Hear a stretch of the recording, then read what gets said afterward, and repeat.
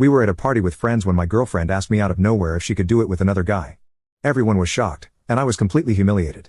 Now, I feel betrayed and lost. I want to end the relationship with her, but she still insists and says it was just a mistake. Last Saturday, my girlfriend, 24F, let's call her Brittany, and I, 26M, were invited to a party thrown by my friend John, 26. In attendance were a bunch of John and I's mutual friends, including friends from college, friends from out of town, some of our co-workers, and some friends of those friends. To give you a small amount of background, we've been together 8 months but have known each other for over 3 years. We currently share an apartment. We're in a completely exclusive relationship as far as I knew and had not discussed opening up the relationship to include others. I have no interest in an open relationship at all. We're at the party, and we proceed to do the things you do at a party. We drink fairly aggressively, but nothing outside the realm of what we've done before. We eat and tell stories. At about 11:30, I looked over and saw Brittany in the corner of the living room, where I was. She was talking to a female coworker of mine, Carol, and some guy I'd never seen before. Let's call him Adrian. I thought nothing of it, probably Carol's cousin or something. The night progresses normally, and around 1 a.m., we decide to move to the backyard. There were 7 of us, John, me, Carol, 2 college friends, and 2 coworkers. We decide to start sharing college and drinking stories. One of the coworkers is telling a story, and this is where it all gets screwy. Brittany walks up in the middle of the guy telling a story. She's holding Adrian's hand. Everyone sees this and looks back at me. I felt my face get hot. I don't know if it was embarrassment or anger.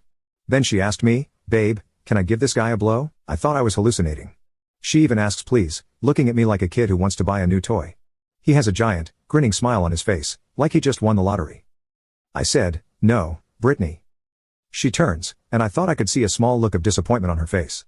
The group got awkwardly quiet, so I got up to go find Brittany and take her home. Except I couldn't find her. I proceeded to have a small panic attack. I checked all the bedrooms but couldn't find her. I started thinking she had left with Adrian. As it turns out, she had gone a long way back to the backyard to look for me. At this point, I was so drained I decided to take us home in a taxi. I asked her what the hell had happened. Apparently, at about midnight or so, Adrian and Brittany started talking. They had a lot in common, according to Brittany. They began to joke about previous relationships they had. He used to have a girlfriend who would blow him at every party they went to, no matter how inappropriate it was. She could always do it. He made mention of how he wished she was here. That's when Brittany grabbed his hand and led him over to me. Apparently, it was all supposed to be a joke. I asked her if she would have gone through with it if I had said yes. She said no, but something about her response didn't quite sit right. Sunday morning, she left for the airport to spend a week with her family. We have not talked about it yet, so I guess I'm confused. On one hand, she could have just been joking, but I've never known her to joke like this before. She's usually more reserved. But what terrifies me more is if she was serious. I mean, we never had an explicit talk about exclusivity other than saying we are officially together. But I feel like exclusivity is implied. Or even worse, what happens if she just decides she wants to do it anyway? Update 1.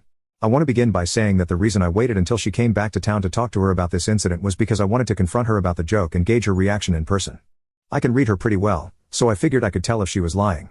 While she was out of town, I decided to do some investigation on my own to figure out where she was during the time she was supposedly looking for me.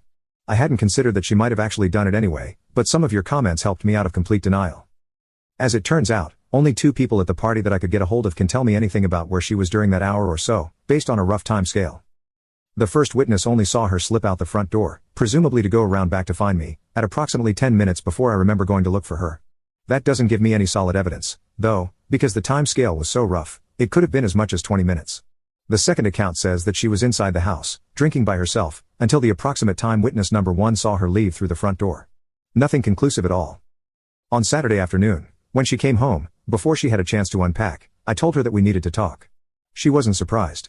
I sat down and, in detail, told her my recollection of how the night went, focusing away from the incident in question. I asked her if her memory of the night disagreed with anything I said. She conceded that my memory of the night was accurate, from what she remembers. I then asked her to elaborate on what she asked me in front of my friends. I wanted to hear her side of the story. She mostly repeated her story about her conversation with the guy and how it was supposed to be a joke. The idea was that it was supposed to be so ridiculous it would be obvious as a joke. She doesn't tell jokes very well, so she still has the benefit of the doubt. Plus, I can't prove anything based on the time scale because no one remembers the time exactly. Then I asked her to describe to me in very specific detail the events prior to us leaving the party. She said that she didn't really remember anything except going inside to grab a drink and then going to look for me to go home. I asked her why she went through the front door to come look for me when the last place I was in the backyard.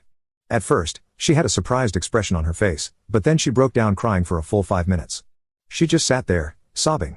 I told her that she needed to be honest with me right then. Apparently, She doesn't remember anything specific except maybe a couple of flashes that she thought were just dreams. On her way to the airport, she got a text message from an unknown number that said, "Can you believe last night?"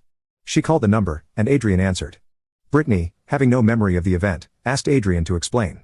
The story goes like this. After Brittany and Adrian walked away from our circle of friends, Adrian told her that if it wasn't a joke, she could meet him outside in his car at 2, and he wouldn't tell. She went inside for a few more drinks and left through the front door. She went to the car, blew him, and then came looking for me. Of course, I'm shocked and stunned, but I had prepared myself for this. I told her how disappointed, hurt, and humiliated I was. She had every opportunity to not let herself do this. She had every opportunity to come clean. She said that she was going to tell me when she got home. I told her to pack up the rest of her things and immediately leave. I gave her the silent treatment until she left. She's gone now, about 15 minutes later. I haven't talked to her since that Saturday, except once, to tell her she had a 4-hour window this Saturday to get the rest of her stuff. I gave myself a 2-hour buffer before and after the time I told her, to avoid accidentally running into her.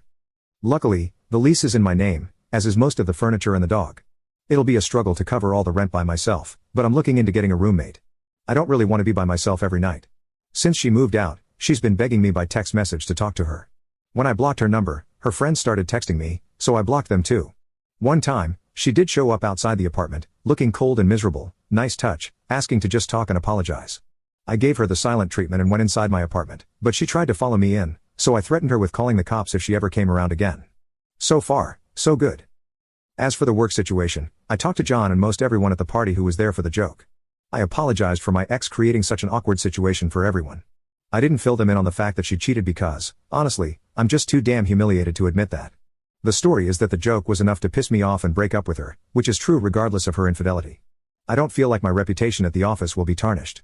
These coworkers work in different groups than I do and aren't in my reporting chain. In addition, we all have a few drunk coworker stories, and at least mine wasn't my fault. Time will tell. Final update. As for me, I'm trying to take it well. I already worked out, so I'm spending double the time in the gym. I still think about it, and I'm still furious. I don't know why, but the thought of her blowing him is several times more sickening than her having sex with him. I'm really shocked. I would have never thought this of her, but I guess she never thought this of herself either. It's a real shame because we agreed on nearly everything and got along so well together. There are still questions I would like answers to from her, but I know I'm just not going to get them, so I try not to think about them. I wish I could say it was as simple as kicking her out and moving on. The first couple of weeks were great. I was riding high on the feelings of being empowered and in control of the situation. Things turned south really quickly. The more I started to explain to my friends what happened, the more time I spent reflecting on it. I soon developed a nagging sense of insecurity and a lack of self-worth. I hit the bottle pretty hard and ended up getting into some bad situations. I stopped going to the gym, isolated myself from my friends and family, and generally turned into the worst version of myself. I was drinking heavily, missing work, and because the whole incident happened at a function with coworkers, I had no escape from the shame or fear. I tried to date for a while, thinking that I could use the experience to get my self-esteem up, but every time I went out with these girls, I kept thinking about the cheating and how inadequate I felt. Needless to say, the dates didn't turn out very well. I had to see Brittany a couple more times to get everything settled and move out of the apartment. Seeing her again absolutely killed me. I decided to start talking to a therapist 6 months ago and tried a new treatment for my depression. Things started to turn around for me. I feel better than ever. I feel stronger and more capable, and I've learned to take heart in the fact that what happened was never an indicator of my self-worth or my value as a human being. I'm still single, but for right now, I'm content in dating and patiently waiting for new things to come my way. I'm in line for a promotion at work, and I'm working on some professional certifications to stay productive. I moved out of our old place and moved to a much nicer part of town, where I have 3 young professional roommates who enjoy sports nearly as much as I do. The work situation is going well. I can tell some people still feel very awkward around me, and I can tell that they want to ask questions but don't. That's just fine. I try to remain as vague as possible while filling them in enough so that they don't feel awkward. A couple of them have even tried to set me up on dates. I just have to say, for everyone dealing with infidelity, it's absolutely critical that you get some help. Whether you decide to talk to friends or family or escalate to a professional, please seek counseling before you do something you regret or get yourself in trouble. Infidelity can feel like the end of the world, but it really isn't. Only you get to decide what you do with yourself. Please be strong. As for her, well, I don't know. I blocked her from every avenue of communication and did not give her my forwarding address. We didn't have many mutual friends to start with, though I did run into one of her old friends once, a couple of months back. Apparently, she went off the handle right after everything went down, moved back in with her parents, and stopped talking to many of her friends. Of course, I'm worried if she's alright, but that's not my problem anymore.